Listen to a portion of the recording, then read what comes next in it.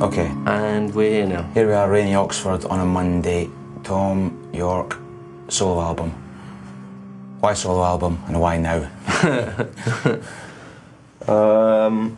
We stopped about 2.5 years ago. The band that I'm in, called Radiohead. Why did we stop? It was getting boring. It just got a bit weird and sort of self-perpetuating thing. And one of the things that I had wanted to do for ages was get stuck into a bunch of things that I've been mucking around with which didn't fit. You said the word solo album gave you the heebie-jeebies. What is it about that you're if it was a solo album, that would sort of it would demand that, you know, that I'd walked away from the Radiohead thing, which I basically hadn't, and half the reason for doing it was because it's something I'd wanted to do for ages. You know, when I talked to the others about it, they're like, oh, yeah, please, go and get on with it, you know. You could sort of call it a side project, that would make more sense, but a side project demands that it wasn't. It was just a doodle, but it wasn't. I mean, I really went for it with Nigel. I mean, it was a proper thing. We were trying our best. I have this vision of you working away at home, just in a little music room or the shed on a laptop with your acoustic guitar and nothing else. Was it that minimal and therefore that freeing? Well, the initial ideas, like the initial sort of sketches for things were kind of like that, yeah. I have a little tiny cupboard, basically, in my house, which you really couldn't call a studio, with all my stuff in, and yeah, I would just sort of go in there whenever, or when we were on the road, I would be doing stuff on a laptop. So when and where did you record? I recorded by the sea in the summertime, which was nice. And then recorded in Nigel has a studio in London with a cocktail bar right next to it. That was nice. And we did a lot of work in the Radiohead studio as well. Was it initially a bit disorientating not having the 4 other guys there? It was like there was initial sessions before Nigel got there where I was like just working out how to make the computers work. All I had was the technology, and only half of it was working. So it was quite a, you know, there's definitely a few weeks of what am I doing, you know?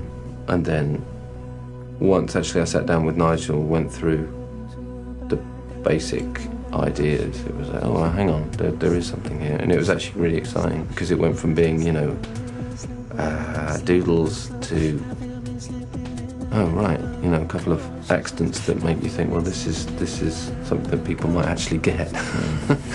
Is there any sort of feeling that you were getting something out of your system? Oh yeah, I mean, it was a real relief to have done it, and it, I mean, one of the biggest problems, not just for me, but for everybody, is at the end of the Hail to the Thief thing, we completely lost all our confidence.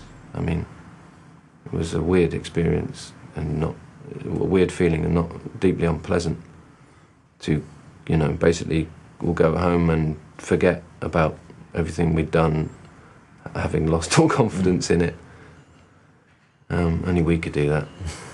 It gets you down.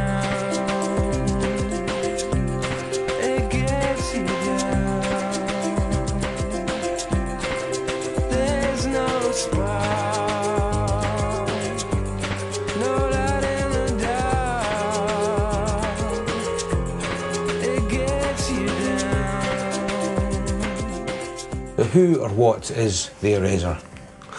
Who or what? Oh God, I don't know. I mean, to be honest, that I ended up choosing that name because of what Stanley was doing with the artwork. We were looking at all the old German expressionist stuff, as you do, and he just started doing all this wave malarkey. To me, there's a certain element that runs through the record of a lot of trying to forget about things, trying to sort of put it out of your mind and not being able to. So that was the extent of it, really. Mm-hmm. Is there an environmental theme to the record. Yeah, I couldn't help that. I mean, I didn't want to like hammer it over the head, but you know, one of the other formative things that was happening at the time was I was getting more heavily involved with Friends of the Earth, and the initial IPCC report came out, which is International Panel on Climate Change, and it had all these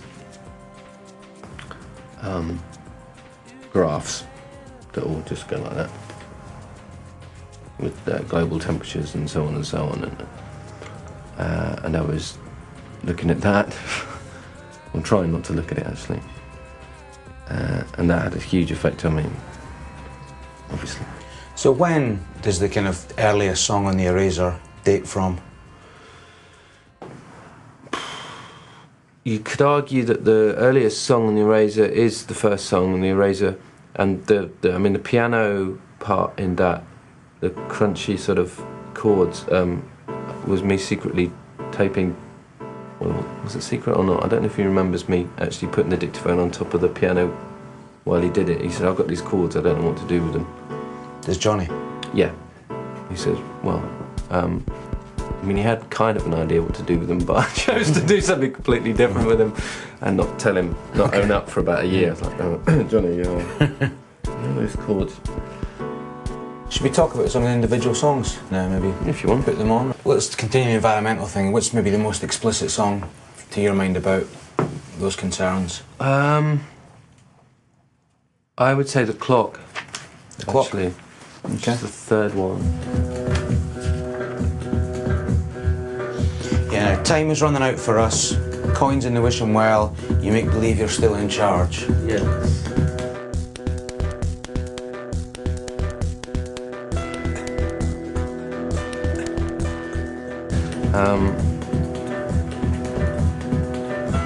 I mean, it's like it's sort of a disco tune, but I can't really actually hear what I'm saying. I mean, that was born out of the anger of watching, you know, heads of state around the globe saying, yes, we really must do something about this. Meanwhile,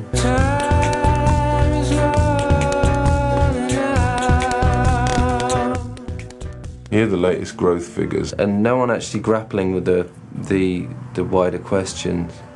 Everyone just sort of shuffling little bits of paper around on the table going, yeah, we really need to do something about this. Just change the time and no one will know it's happening.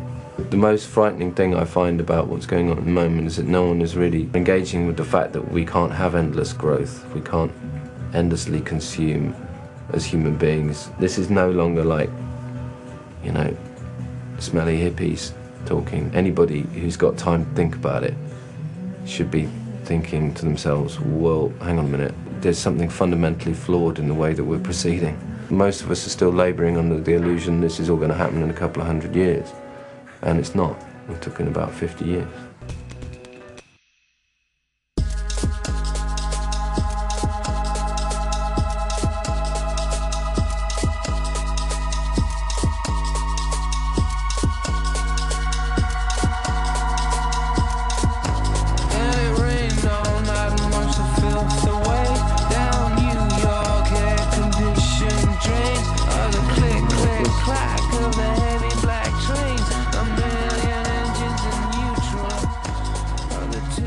The most sort of fundamental bit of that tune for me is the idea of a million engines in neutral. You know, if you sit in a Tokyo traffic jam, you can't help thinking that perhaps this isn't the best way to proceed. You know, and it was. I mean, it was written. The initial musical ideas were written in a sleepless night in New York, where it chucked down rain, you know, the size of tennis balls all night long, and just listening to that sound all night long with my laptop and not being able to sleep, that's sort of where it came from, really. Did you or have you considered doing any solo shows? I may get my arm twisted, but I have no idea how I'm going to do it yet. If I get the band to do it, that would be great.